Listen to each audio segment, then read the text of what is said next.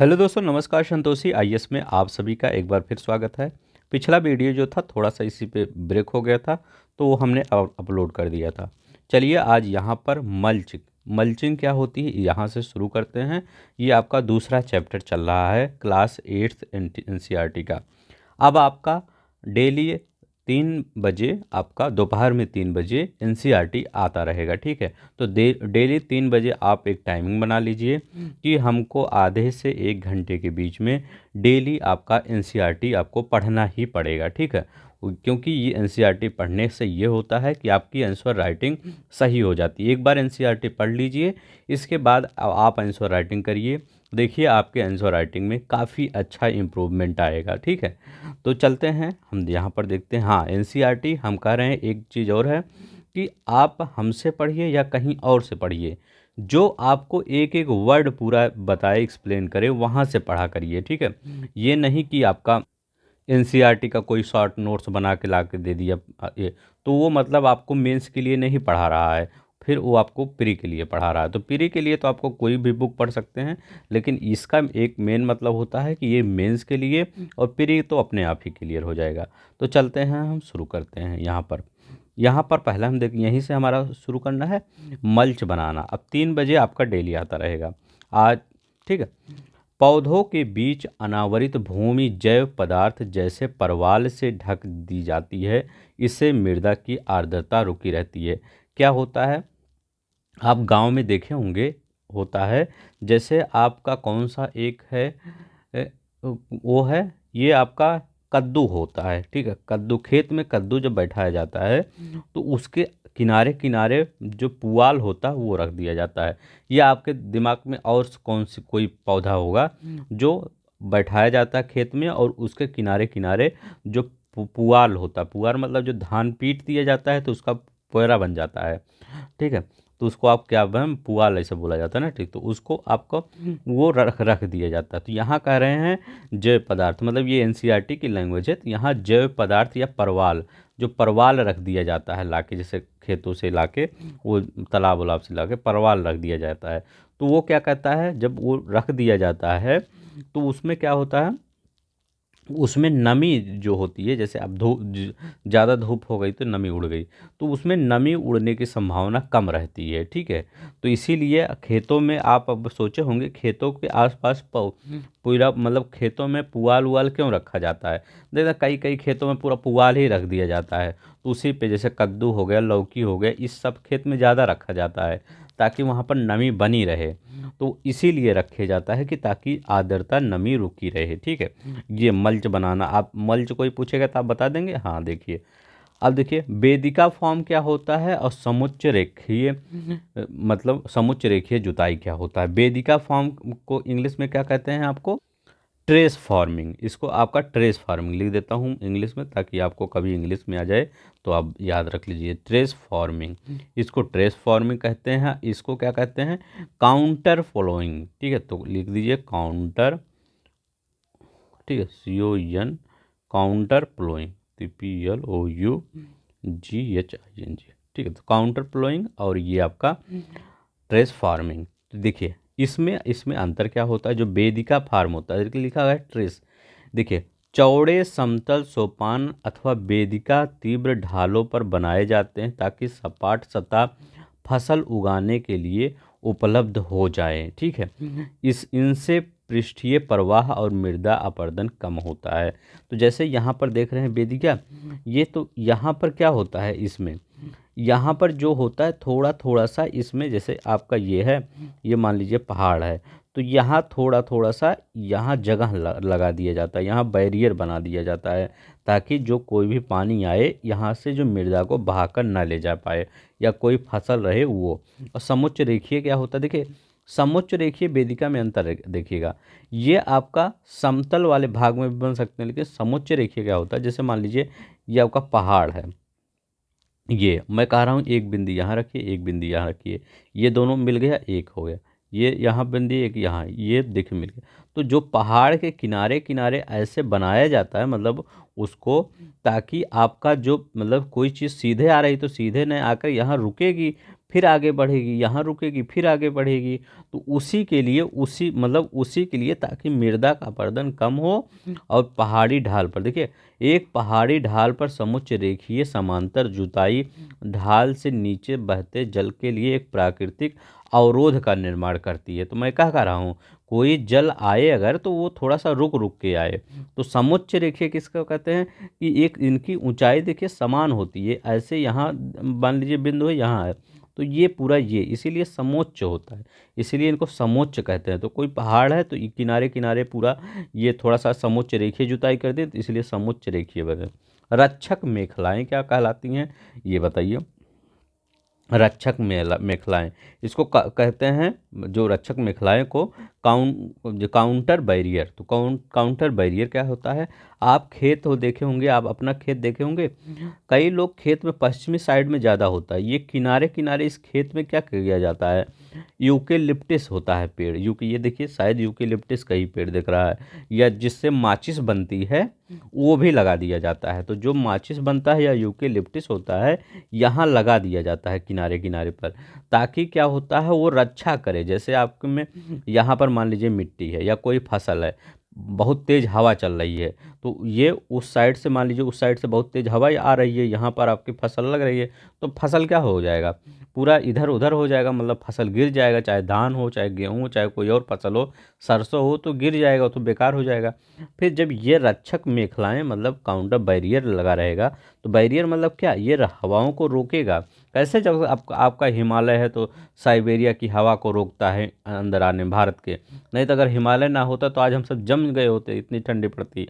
ठीक है, तो यही इसलिए इस खेत का भी यही सीन होता है कि आपका हवाएं तेज़ी से आती हैं या धूल उड़ जाती हैं, तो वो नहीं उड़ेगा, सिर्फ इसी खेती में रह जाएगा। ठीक है, क्योंकि उतना तेज हवा यहाँ आएगा ही नहीं, क्योंकि ये बैरियर का काम करेगा ये पेड़। तो इसीलिए पेड़ लगाया जाता है। अब आप ये मत पूछेगा कि पेड़ ये क्यों लगाया जाता है, ठीक है, इसका रीज़न यही होता है। तो कुछ लोग अलग तरीके से लगाते हैं कि हमारे खेत का पूरी बाउंड्री हो जाए, लेकिन ऐसे भी खेत मतलब यही मेन रीज़न यही है।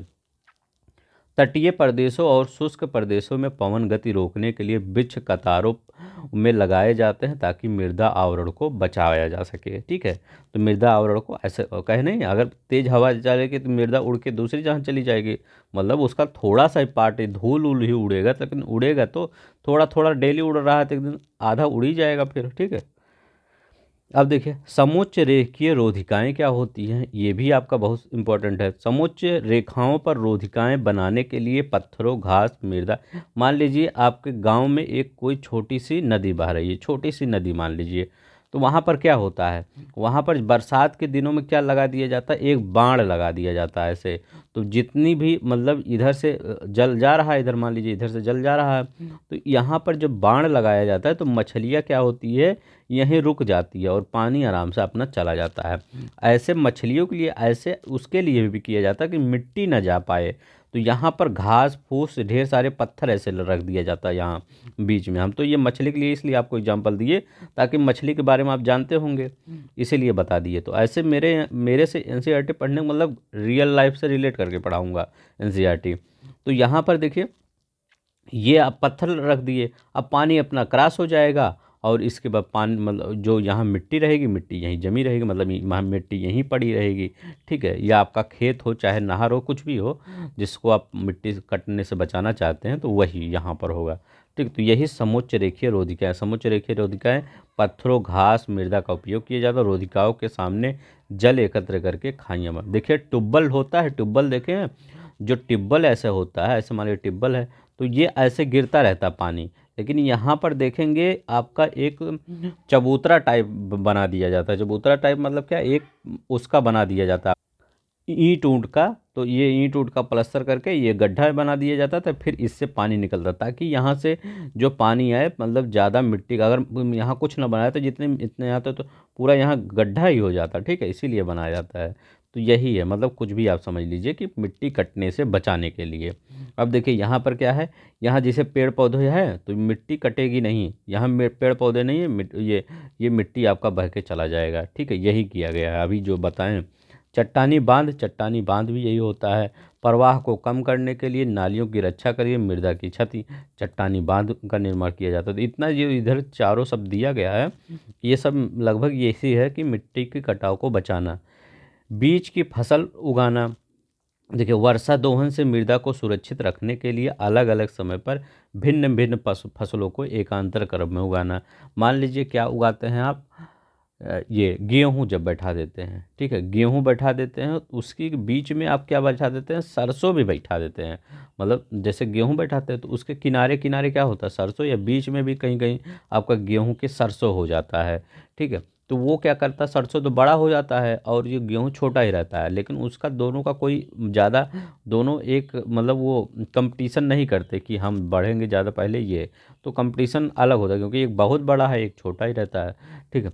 तो वो भी आपका रक्षा करती हैं, ठीक है, वर्षा दोहन से, या अलग अलग, या मान लीजिए वो क्या कहते हैं, कौन सा अरहर है तो उसमें चोरा मटर बैठा दिया, ऐसा कई फसल हो सकते हैं जो जो लोग जानते हैं, ठीक है। तो मतलब एक समांतर कृषि होता है। अब देखिए जल के बारे में हम पढ़ेंगे, ठीक है, तो जल के बारे में चलते हैं, पढ़ते हैं। जल एक बहुत महत्वपूर्ण नवीकरणीय प्राकृतिक संसाधन है।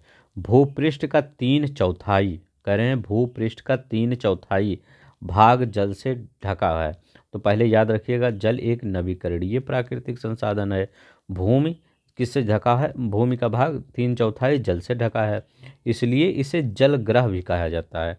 क्या जलग्रह कहना उपयुक्त होगा। लगभग 3.5 अरब वर्ष पहले जीवन आदि महासागरों में ही प्रारंभ हुआ था। यद्यपि आज भी महासागर पृथ्वी की सतह के 2/3 भाग को ढके हुए हैं और विविध प्रकार के पौधों और जंतुओं की मदद करते हैं, ठीक है।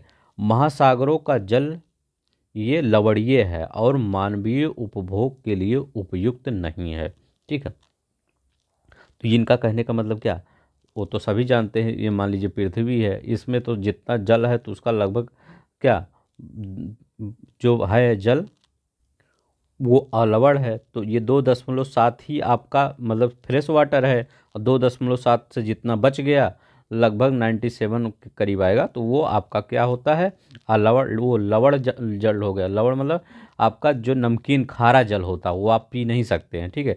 फिर 2.7% ही आपका बचा है, इसमें लगभग 70, मतलब इस 2.7 का ही भी 70% किसका है आपका, ये बर्फ से ढका है। कहाँ पर, जो हिमानियों में, हिमानियों मतलब क्या, जब टीवी देखते होंगे, जब आपको ग्लोबल वार्मिंग की खबरें देते होंगे तो टीवी पे एक आता है बर्फ का टुकड़ा टूट के गिरता है, तो वहीं जो आपका ग्रीनलैंड, अंटार्कटिका, ये द्वीप जो बड़े मतलब बर्फ से ढके हुए हैं, वहाँ पर 70% जल वहीं पर हैं, हमारे यहाँ नहीं है कि मतलब 70% जल, ये मतलब ये 2.7% आपके उत्तर प्रदेश या आपके भारत में या किसी और देश में है, ऐसा नहीं है, ये बर्फ में है। अपनी स्थिति के कारण मनुष्य को की पहुंच से बाहर है, केवल 1% आलवड़ जल उपलब्ध है, ठीक है, केवल 1% आलवड़ जल उपलब्ध है। हमारे पास कितना है, 1% ही शुद्ध जल है जो पीने लायक है, और वह मानव उपभोग के लिए उपयुक्त है। यह भौम जल नदियों और झीलों और पृष्ठीय जल के रूप में वायुमंडल में जल वाष्प के रूप में पाया जाता है। अब देखिए यहाँ पर, इसलिए अलवड़ीय जल पृथ्वी की सबसे अधिक मूल्यवान पदार्थ है, इसलिए अलवड़ीय जल पृथ्वी का सबसे अधिक मूल्यवान पदार्थ है। पृथ्वी पर जल ना बढ़ाया जा सकता है और ना ही घटाया जा सकता है, ठीक है। अब ये पूछेंगे सर जब बारिश होती है तो जल बहुत ज़्यादा हो जाता है, ठीक है, हर जगह बाढ़ आ जाता है, लोग कहते हैं कितना पानी हो गया। अब यहाँ कह रहा है ना जल बढ़ाया जा सकता है ना घटाया जा सकता है, तो ये कैसा लॉजिक है। देखिए, जो पृथ्वी का जल है वो स्थिर है, उतना ही जल रहेगा, सिर्फ पृथ्वी का वाष्पीकरण होता है, इसके बाद वाष्पीकरण से यहाँ वेपराइजेशन जो होता है, इसके बाद ऊपर जाकर कंडेंसेशन हो जाता है, कंडेंसेशन के बाद फिर मतलब ये जल ऊपर गया फिर आ गया। कोई चीज़ यहाँ है, आप ये ऊपर गए फिर आ जाए, ऊपर गए ये फिर आ गए, फिर ऊपर गए फिर आ गए, आपका कुछ मतलब आप कुछ एक्स्ट्रा अचीव थोड़ी कर रहे हैं, यहीं से इधर जा रहे हैं, इधर से जा रहे हैं, इधर से आ रहे हैं, फिर इधर से जा रहे हैं, तो चेंज कहाँ हुआ है, कहीं नहीं चेंज हुआ है। तो याद रखिए, पृथ्वी पर जल ना घटाया जा सकता ना बढ़ाया जा सकता, फिर वो ये कन्वर्ट होता रहता है दूसरे फॉर्म में, ठीक है। अब देखिए, इसकी कुल मात्रा स्थिर रहती है, इसकी प्रचुरता में विविधता प्रतीत होती है, क्योंकि यह वाष्पीकरण, वर्षण और वाह की प्रक्रियाओं द्वारा महासागरों, वायु, भूमि और पुनः महासागरों के चक्र द्वारा निरंतर गतिशील होती है। तो यही मैं भी कह रहा हूँ कि आपका जो चाहे वायु में आर्द्रता हो, चाहे वर्षा हो, चाहे आपका भूमि में आर्द्रता हो, कहीं भी ये एक फॉर्म से दूसरे फॉर्म कन्वर्ट होता रहता है, उतना ही रहता है। जैसे 100% जल है तो 100 ही रहेगा, ये नहीं 102% हो जाएगा, ऐसा नहीं होता। जैसा कि आप जानते हैं कि इसे जल चक्र कहते हैं, तो ठीक है, ऐसे यही जल चक्र। कोई पूछे जल चक्र क्या है, कि आपका जैसे जल है, वाष्पीकरण हो गया, कंडेंसेशन बन गया, फिर नीचे आ गया, तो मतलब जल एक दूसरे में कन्वर्ट होता रहता है अपने फॉर्म में, वही जल चक्र है। मनुष्य जल की बड़ी मात्रा का उपयोग ना करके पीने और धुलाई में करता है, फिर ठीक है, ना केवल पीने में, फिर भी धुलाई में भी करता है, वरन उत्पादन प्रक्रिया में भी करता है। जल का कृषि, उद्योग और बांधों, जलाशयों के माध्यम से विद्युत का भी उत्पादन किया जाता है। देख रहे हैं, भाखड़ा, नंगल बांध, हीराकुंड, ये इतने बड़े बांध बने हैं जल के द्वारा ही ना। जल स्रोतों के सूखने अथवा जल प्रदूषण के कारण अलवणीय जल की आपूर्ति की कमी के मुख्य कारण बढ़ती जनसंख्या है, भोजन है, नकदी फसलों की बढ़ती मांग है और बढ़ती नगरीकरण और बेहतर होता जीवन स्तर है। तो चलिए नेक्स्ट देखते हैं। यहाँ पर देखते हैं क्या लिखा गया। उपयोग प्रतिदिन हम क्या उपयोग, कितना पानी उपयोग करते हैं। तो यहाँ देखिए लिखा गया है कितना पानी उपयोग करते हैं प्रतिदिन। पीने के लिए प्रतिदिन लीटर, 3 लीटर। खाना बनाने के लिए 4 लीटर। नहाने के लिए तो 20 लीटर। ठीक है, तो 20 लीटर की एक बाल्टी नहीं होती है, आप जिससे नहाते हैं बाल्टी देखे होंगे, सुबह जाइए देखिएगा, इस कल जाइएगा सुबह देखिएगा, वो लगभग 20 लीटर की बाल्टी होगी, 15 से 20 लीटर की होगी। एक बाल्टी थोड़ी नहाते हैं, लगभग कुछ लोग 3-4 बाल्टी नहा लेते हैं। कितने कम में नहाना हो तो उतने कम में नहा लिया करिए, ठीक है। ये 20। शौचालय के लिए 40 लीटर। वस्त्र धोने के लिए 40 लीटर। 40 मुझे लगता नहीं है कि 40 लीटर, ये हो जाता होगा 150 लीटर, यही हो जाता होगा ये 150 लीटर। बर्तन 20 लीटर। बागवानी 23 लीटर। कुल 150 लीटर। क्या आप इस उपयोग को कम करने के तरीकों को सोच सकते हैं। ये 150 नहीं है, आप एक दिन में कम से कम 500 लीटर पानी खर्च कर देते हैं एक लोग, ठीक है, प्रेजेंट टाइम में जैसा सिचुएशन चल रहा है। अपने उत्तर प्रदेश की बात कर रहा हूँ, जो यहाँ का सिचुएशन है, ठीक है, और जगह तो कम ही करते होंगे। क्या आपने जल बाजार के बारे में सुना है। सौराष्ट्र प्रदेश में 1.25 लाख जनसंख्या वाला अमरेली शहर के पास के तालुकों से पानी खरीदने के लिए पूर्णतः निर्भर है। ठीक है, तो जल बाजार मतलब वहाँ जल ही मिलता होगा, ठीक है। जल उपलब्धता की समस्याएं, तो क्या समस्याएं हैं, ऐसे ही क्वेश्चन पूछेगा कि जल उपलब्ध, मेंस में यही क्वेश्चन बनेगा, ठीक है। ये आप पढ़ लीजिए एनसीईआरटी मेरे साथ। क्यों, क्योंकि आपका जब प्री पेपर आने वाला होगा तब तो सभी पूरा करवाते ही रहते हैं प्री, चाहे जहां आप प्री देखिए, लेकिन मेंस कोई नहीं करवाता। यूट्यूब पे देखेंगे कोई सही से मेंस नहीं करवाता है, ठीक है। मेंस करने का एक ही तरीका, पहला स्टेप यही है, पहले एनसीईआरटी पढ़िए, तब आप इसके बाद आप आंसर राइटिंग लिखिएगा। पहले ही आंसर राइटिंग में जाएंगे तो फिर आप डिमोटिवेट होंगे, सब कुछ छोड़ के एक कोने रख देंगे, ठीक है, फिर कुछ नहीं कर पाएंगे। पहले एनसीईआरटी एकदम रट डालिए सब कुछ, इसके बाद आप फिर मेंस लिखिए। अब आप सबके क्वेश्चन में आएगा क्या, जल की उपलब्धता की समस्याएं क्या है, तो आप यही बताएंगे वहाँ पर कि विश्व के कई प्रदेशों में जल की कमी है, यही सब लिखना है। एग्जामिनर कोई चंद्रमा से कोई आदमी आके नहीं लिख रहा है, वो सब यही सब पढ़ के लिखते हैं, ठीक है। अधिकांश अफ्रीकी, पश्चिमी एशिया, दक्षिण एशिया, पश्चिम संयुक्त राज्य अमेरिका के भाग, उत्तरी पश्चिमी मैक्सिको, दक्षिण अमेरिका के भाग और संपूर्ण ऑस्ट्रेलिया के अलवणीय जल की आपूर्ति की कमी का सामना कर रहे हैं, ठीक है। ऐसे देश ये देश ऐसे जलवायु प्रदेशों में स्थित है जहां अक्सर सूखा पड़ता है, उनमें जलाभाव की अधिक समस्या बनी रहती है। इस प्रकार जल की अभाव मौसमी तथा वार्षिक वर्षण की विविधता के परिणाम स्वरूप हो सकता है, अथवा अति उपयोग और जल स्रोतों के संदूषण के कारण, संदूषण मतलब प्रदूषण के कारण भी जल का अभाव हो सकता है, ठीक है। तो यही है आपका, देखिए कि मतलब आपका जैसे एक वहाँ पर ये जो प्रश्न लिखते हैं तो आपको थोड़ा सा वो भूमिका लिखना पड़ता है। तो यही सब आपका मेन वाला पार्ट यही सब थोड़ा सा लिख दिया करिए, ठीक है, ताकि आपको वो अच्छा लगे। अभी जब पूरा एनसीईआरटी पढ़ लेंगे इसके बाद मैं आपको आंसर राइटिंग लिखना बताऊं कैसे लिखा जाता है, ठीक है। जल संसाधनों का संरक्षण। आज के विश्व में शुद्ध तथा पर्याप्त जल स्रोतों का पहुंचना एक बड़ी समस्या बन गई है। इस क्षीण होते संसाधन के संरक्षण के लिए कदम उठाने चाहिए, ठीक है। तो अभी यही क्वेश्चन पूछ ले कि संसाधनों के संरक्षण के उपाय बताइए। देखिए पूरे दुनिया में कितना जल लॉस हो रहा है, तो आप उसका ही उपाय, ये देखिए सब कुछ उपाय यहाँ लिखा गया है। यद्यपि जल एक नवीकरणीय संसाधन है, 3-4 बार दे चुका है नवीकरणीय नवीकरणीय, और यही पीटी में आ जाता है जल एक नवीकरणीय संसाधन है, तो हाँ है। तथा इसका अति उपयोग और प्रदूषण इसे उपयोग के लिए अनुपयुक्त बना देते हैं। अशोधित या आंशिक रूप से शोधित वाहित मल, जो मल मूत्र होता है ये, और कृषि रसायनों का विसर्जन जल में कर दिया जाता है। और जल निकायों के औद्योगिक बहिस्राव जल के प्रमुख संदूषक हैं। मतलब इसमें कहना क्या चाह रहा है, कहना इनका ये मतलब है कि आपका जो जल कैसे प्रदूषण हो रहा है।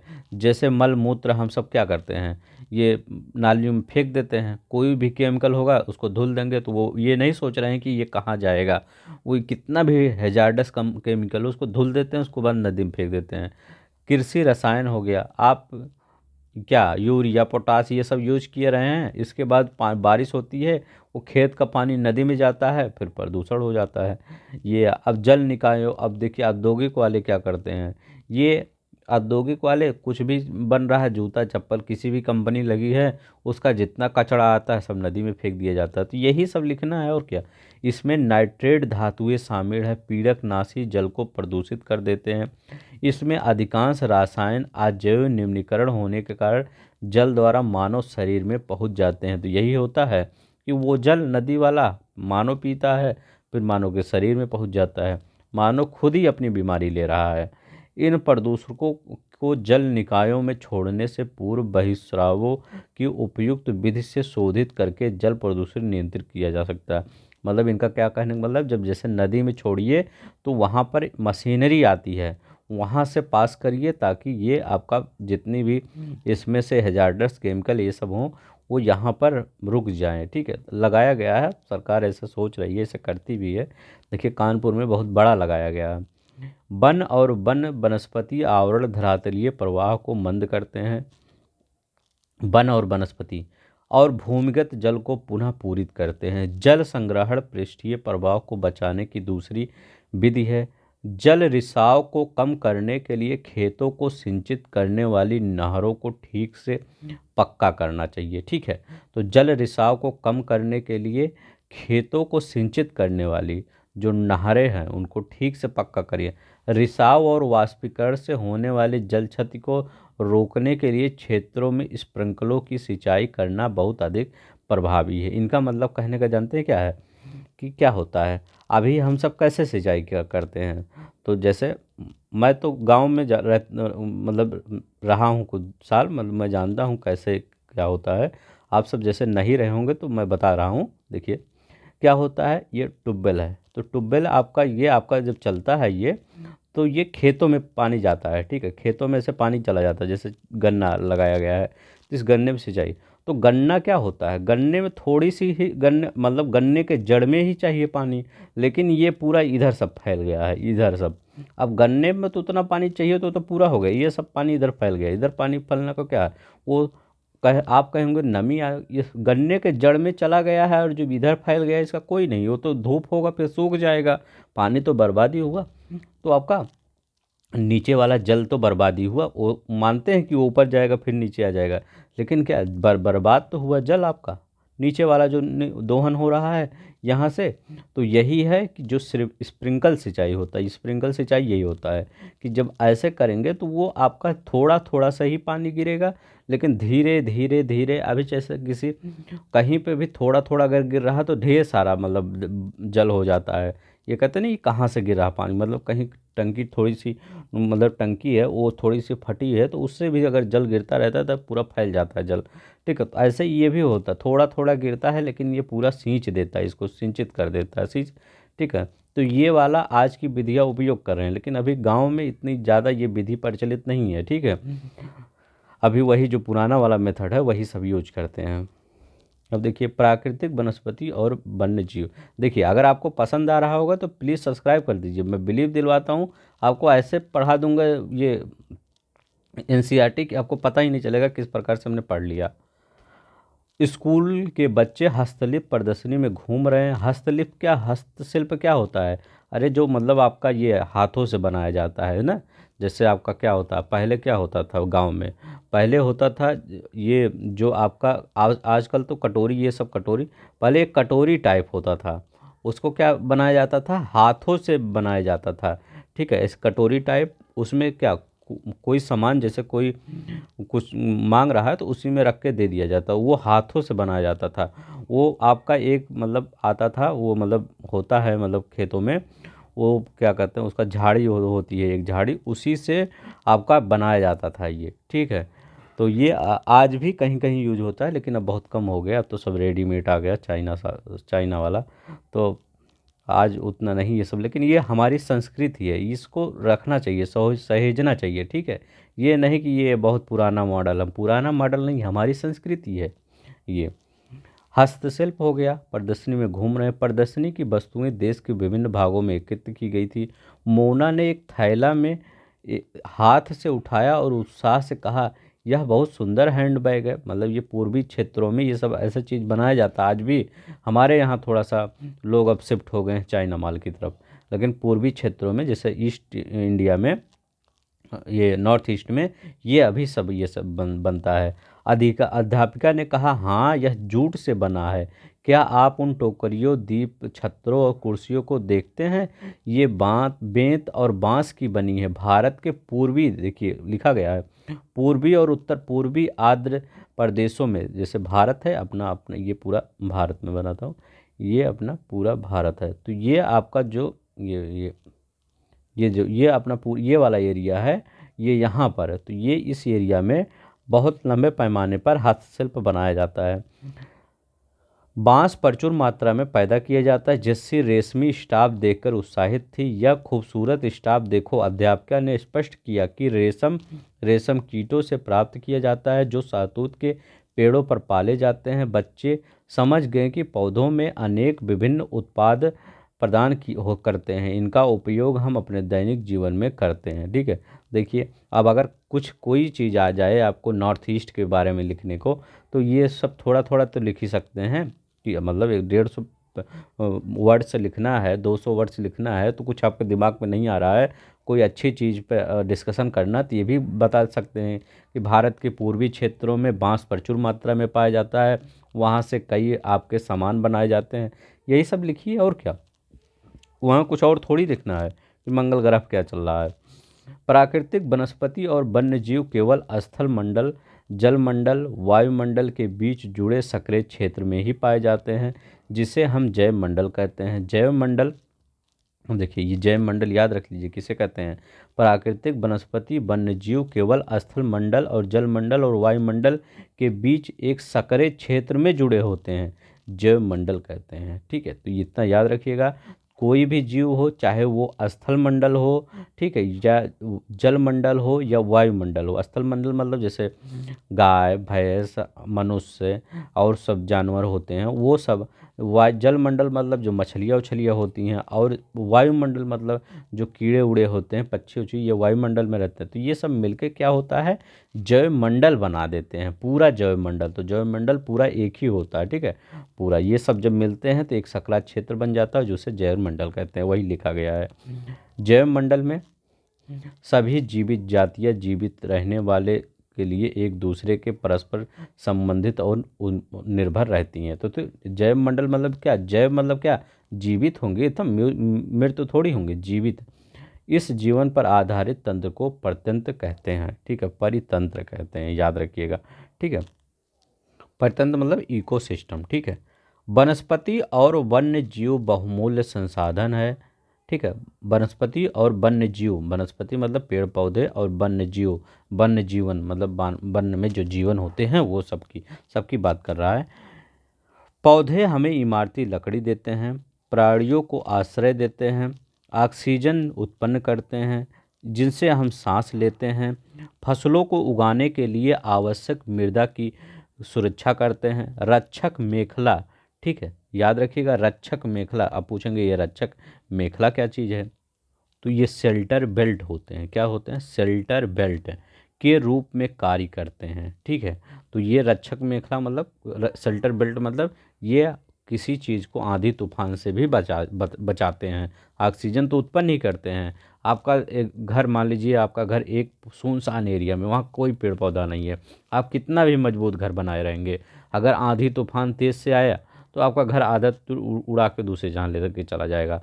लेकिन अगर वही घर कहाँ पर है? पेड़ों के बीच में है, तो आंधी तूफान आएगी तो पेड़ पौधे आधा रोक लेंगे, ठीक है।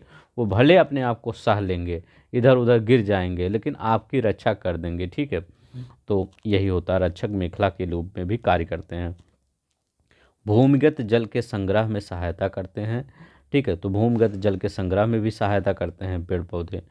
हमें फल, लैटेक्स, तारपीन का तेल, गोंद, औषधीय पौधे और कागज़ प्रदान करते हैं, ठीक है। कागज़ भी तो ये आपका इससे पेड़ पौधों से प्राप्त होता है, और औषधि तो प्राप्त ही होता है आपका। आपके अध्ययन के अत्यधिक आवश्यक हैं। पौधों के असंख्य उपयोग हैं, उनमें आप कुछ और जोड़ सकते हैं। अब देखिए वन्य जीवन के अंतर्गत कौन कौन से आते हैं? जंतु आते हैं, पक्षी आते हैं, कीट आते हैं, जलीय जीव आते हैं, जलीय जीव रूप आते हैं, ठीक है। उनसे हमें क्या मिलता है? दूध मिलता है, मांस मिलता है, खाल मिलता है और ऊन प्राप्त होता है। कीट जैसे मधुमक्खी से हमें शहद, आप सोचेंगे कीट से क्या मिलता है? शहद मिलता है ना कीट से हमको। तो हर चीज़ लाइफ में इम्पोर्टेंट है, मतलब ठीक है।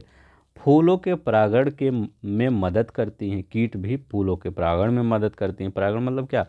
अब जैसे फूल, मतलब ये नहीं पढ़े होंगे आपका कि स्टेगोना ये वहाँ पर जाता है तो आपका फूल खिलते हैं, तो ये सब यही। अगर पक्षी कीट ना हो तो कभी भी आप सोच भी नहीं सकते कि एक पेड़ दूसरा पेड़ कहीं और। कैसे आप देखते हैं कि यहाँ पर आपका अमरूद का पेड़ है, यहाँ भी एक छोटा सा पेड़ अमरूद का उग गया है, यहाँ कोई पेड़ है, वहाँ भी कोई पेड़ उग गया, क्या आप बैठाने जाते हो? ऐसे उग जाता है।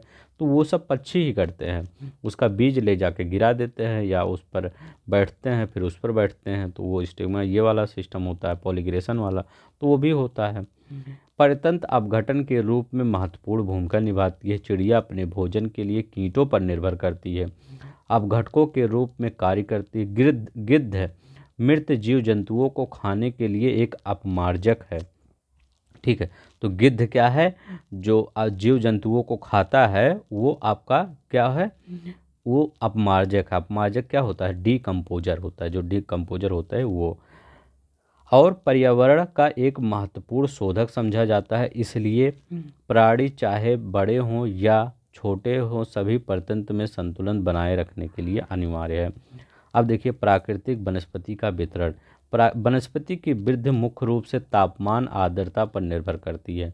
कोई भी वनस्पति होगी वो कितना बड़ा होगा, जैसे अब अमेजन के जंगल देखेंगे, वहाँ पर आर्द्रता बहुत ज़्यादा, बारिश बहुत ज़्यादा पाई जाती है, तो वहाँ के जंगल देखेंगे बहुत बड़े बड़े होते हैं, ठीक। वहाँ के पेड़ जो होते हैं बहुत बड़े होते हैं, और जंगल भी बड़े होते हैं। जब पेड़ बड़े होंगे जंगल भी बड़े हो जाते हैं। तो वहाँ पर क्या होता है? आर्द्रता ज़्यादा है, बारिश ज़्यादा है।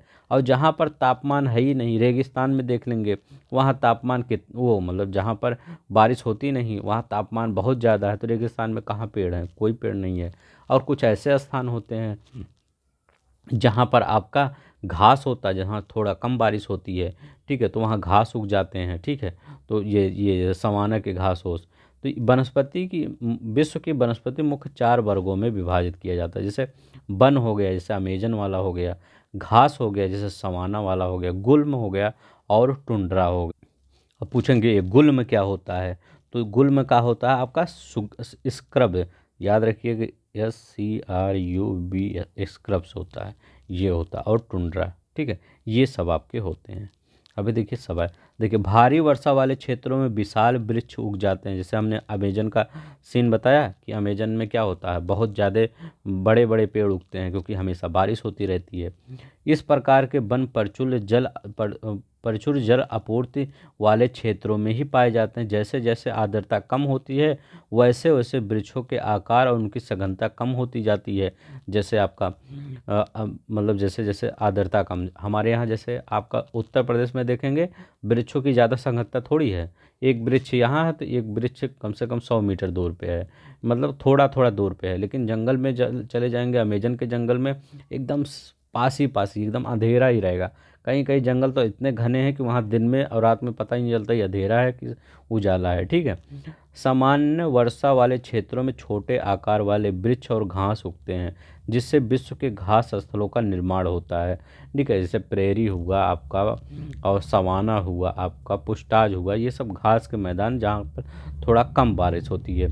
कम वर्षा वाले शुष्क प्रदेशों में कटीली झाड़ियाँ, जहाँ एकदम कम वर्षा होती है वहाँ पर क्या होती है, कटीली झाड़ियाँ होती है। अब पूछेंगे सर कटीली ही क्यों झाड़ियाँ होती हैं, तो वो वाष्पोत्सर्जन ताकि उसका कम हो इसीलिए कटीली बनाई है।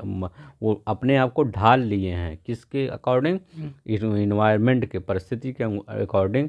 आपका ये क्या कहते हैं, पेड़ पौधे भी अपने आप को ढाल लिए हैं, कटीली बनाते हैं, उसकी उनकी जड़ें थोड़ी लंबी जाती है। जो मरुस्थल के वृक्ष होते हैं, पूछा जाता है कि इनको जड़ें लंबी क्यों होती है, क्योंकि वो नीचे से पानी लाने के लिए वो लंबी जड़ें होती हैं। उनके पत्ते कटीले क्यों होते हैं, नागफनी के पत्ते देखेंगे कटीली होती है ताकि उत्सर्जन कम हो। इस प्रकार के क्षेत्रों में पौधों की जड़ें गहरी होती हैं। देखिए वाष्पोत्सर्जन से बचने वाष्पोत्सर्जन से होने वाली आर्द्रता की हानि को घटाने के लिए इन पेड़ों की पत्तियां कांटेदार और मोम सतह वाली होती हैं। देखिए देखिए एलोवेरा का देखिए, थोड़ा सा ये रेगिस्तानी एलोवेरा थोड़ा सा सूखा वाला पौधा है। और या नागफनी का देखिए, उसका जो वो पत्ता होता है थोड़ा मोटा होता है, तो क्योंकि वो वाष्पोत्सर्जन को कम करने के लिए, ताकि वाष्पोत्सर्जन ना हो, क्योंकि उनको वैसे भी पानी नहीं मिलता है। शीत ध्रुवीय प्रदेशों की टुंड्रा वनस्पति में मांस लाइकेन सम्मिलित हैं। पिछली 2 शताब्दियों में विश्व में जितने लोग थे इस समय उनसे कहीं अधिक लोग हैं। बढ़ती जनसंख्या के पोषण के लिए फसलों को उगाने के लिए वनों के विशाल क्षेत्रों को वृक्ष काट दिए गए हैं। विश्व भर में वनों का आवरण तेजी से समाप्त हो रहा है। इस बहुमूल्य संसाधन का संरक्षण तुरंत आवश्यक है। अब देखिए प्राकृतिक वनस्पति और वन्य जीव संरक्षण, इसके लिए क्या करेंगे। देखिए वन हमारी संपदा है। पौधे जंतुओं को आश्रय प्रदान करते हैं और साथ ही प्रतंत्र को भी अनुरक्षित करते हैं, और मतलब अनुरक्षित मतलब सुरक्षित करते हैं। जलवायु में परिवर्तन और मानव हस्तक्षेप के कारण पौधे और जंतुओं के प्राकृतिक आवास नष्ट हो सकते हैं। बहुत सी जातियां असुरक्षित अथवा संकटापन्न हैं और कुछ लुप्त होने के कगार पर हैं। वनों उन्मूलन, मृदा अपरदन, निर्माण कार्य, दवा नल, भूस्खलन में से कुछ मानव और प्राकृतिक कारक हैं जो मिलकर इन महत्वपूर्ण प्राकृतिक संसाधनों के लुप्त होने की प्रक्रिया को बढ़ावा देते हैं। आज की मुख्य चिंताओं में से एक अनाधिकार शिकार करने की संख्या को बढ़ाना है, जिससे कुछ खास प्रजातियों की संख्या में तेजी से कमी आई है। ठीक है, जैसे पशु खाल, चमड़ा, नाखून और दांत, पंखों साथ साथ सींगों के एकीकरण और गैर कानूनी व्यापार के लिए जंतुओं का अनाधिकृत शिकार किया गया है। तो आप जान ही रहे हैं कि आजकल सबसे मतलब बेकार इस दुनिया में कौन सा है, सबसे इस बेकार दुनिया में बेकार मनुष्य है। ठीक है, ये अपने स्वार्थ के लिए, चाहे वो जैसा भी जानवर हो, चाहे उसकी प्रजाति एकदम विलुप्त होने के कगार पे हो, सिर्फ थोड़े से पैसों के लिए वो ये सब काम कर रहा है। ठीक है, इनमें से कुछ जंतु चीता, शेर, हाथी, ब्लैक बग, मगरमच्छ, दरियाई घोड़ा, हिम तेंदुआ, शुतुरमुर्ग और मोर हैं। इनका संरक्षण जागरूकता बढ़ाकर किया जा सकता है। राष्ट्रीय उद्यान और वन्यजीव अभयारण्य जैव मंडल निश्चय हमारी प्राकृतिक वनस्पति और वन्य जीव को सुरक्षित रखने के लिए बनाए जाते हैं। मतलब जो आप राष्ट्रीय उद्यान नहीं पढ़ते कि ये मानस राष्ट्रीय उद्यान, काजीरंगा राष्ट्रीय पार्क, ये सब कहाँ है, इन्हीं सबके सुरक्षित करने के लिए बनाया जाता है। ठीक है। संकरी घाटियाँ, झीलें, आर्द्रभूमि का संरक्षण मूल्यवान संसाधन नष्ट होने से बचाने के लिए आवश्यक है। ठीक है। जो आर्द्रभूमि का संरक्षण है, संकरी घाटियाँ है, झीलें हैं, ठीक है, तो ये सब किस लिए है, आपके इन्हीं सब के लिए बचाने के लिए। अब देखिए यहाँ पर क्या है, अधिक दावानल, दावानल क्या होता है, जंगल जो आग लग जाती है जंगलों में, हिंदी में पढ़े होंगे। वनस्पति जात संपूर्ण के लिए खतरा है। दावानल मुख्य रूप से तीन कारकों से घटित होती है।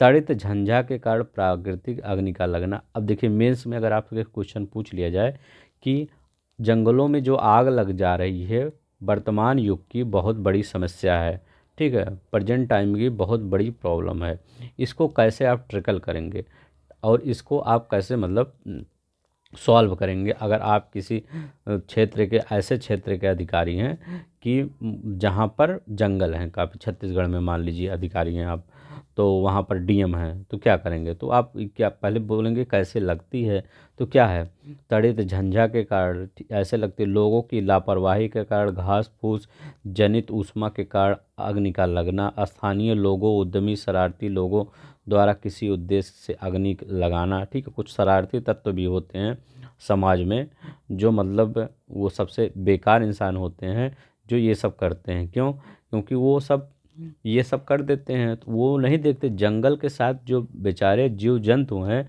उनका पूरा घर बर्बाद हो जा रहा है। ठीक है। अगर आपके घर में कोई आग लगा दे कैसा लगेगा आपको, आप दूसरे के घर में आग क्यों लगा रहे हैं। ठीक है। मतलब वो वाला आग, मतलब आग वाला जो आग होता है। ठीक है। शिक्षण द्वारा अग्नि लगने से रोकना, परीक्षण और बिंदुओं को, मतलब ये सब आप शीघ्र पता लगाइए। ठीक है। तो आप बताइए इस पर क्या एक्शन लेंगे अगर आपके अधिकारी हैं, डीएम हैं, तो बस ये अभी हैं। ठीक है।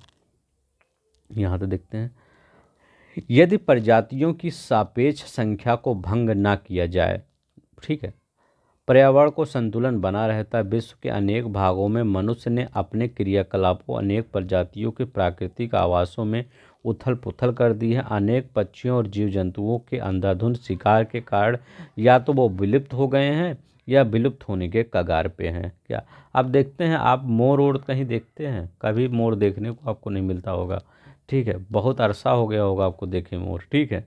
क्योंकि वो सब उनका आवासी, मतलब उनका शिकार तो नहीं क्योंकि उनका शिकार अवैध है करना, लेकिन आप क्या उनका आवासी नष्ट कर दे रहे हैं, तो जाएंगे कहाँ, वो घुट घुट के मरी जा रहे हैं सब। अब देखिए, प्रादेशिक और सामुदायिक स्तर पर जागरूकता कार्यक्रम जैसे सामाजिक वानिकी वन महोत्सव को प्रोत्साहन करना चाहिए। यही सब आपको मेंस में लिखना है कि वनों को बचाने के लिए क्या करेंगे, तो यही करेंगे कि सामाजिक वानिकी का प्रोत्साहन करेंगे, वनों महोत्सव जो होगा उसको प्रोत्साहित करेंगे, स्कूल के बच्चों को पक्षी देखने प्राकृतिक कैंपों में जाने के लिए प्रोत्साहित करेंगे ताकि वह विविध जातियों की निवास का अवलोकन कर सकें। बहुत से देश पक्षियों और पशुओं को मारने और उनके व्यापार के विरुद्ध है। भारत में शेरों, चीतों, हिरणों, भारतीय सारंग और मोर को मारना अवैध है। एक अंतर्राष्ट्रीय परिपाटी CITES, the convention of international trade in genders species of wild fauna और फ्लोरा की स्थापना की गई है।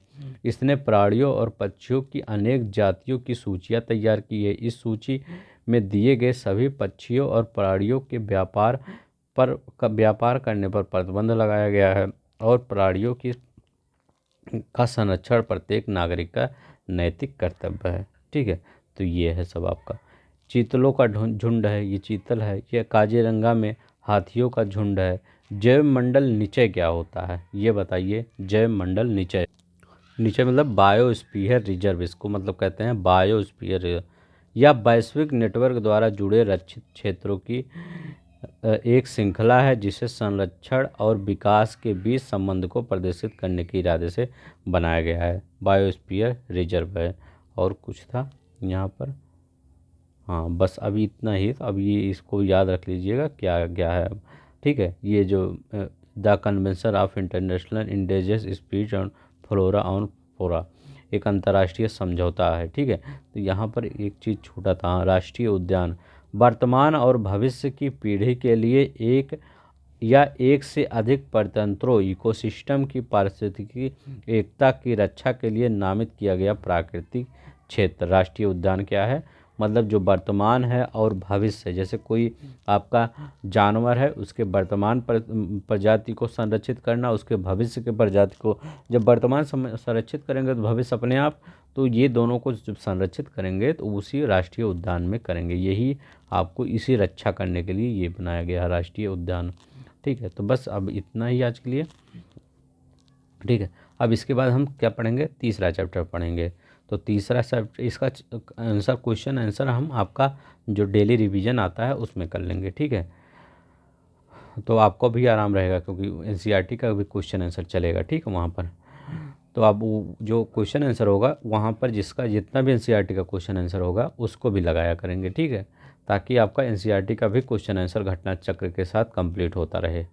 ठीक है, तो आप 8 बजे वाला वीडियो ज़रूर देखा करिए, और ये अब 3 बजे आपका डेली आता रहेगा। ठीक है, हो सकता है किसी दिन नहीं, और ये आता ही रहेगा जब तक आपका ये ख़त्म नहीं हो जाता बुक। ठीक है, तो आज के लिए बस इतना ही। नमस्कार, धन्यवाद, जय हिंद, जय भारत।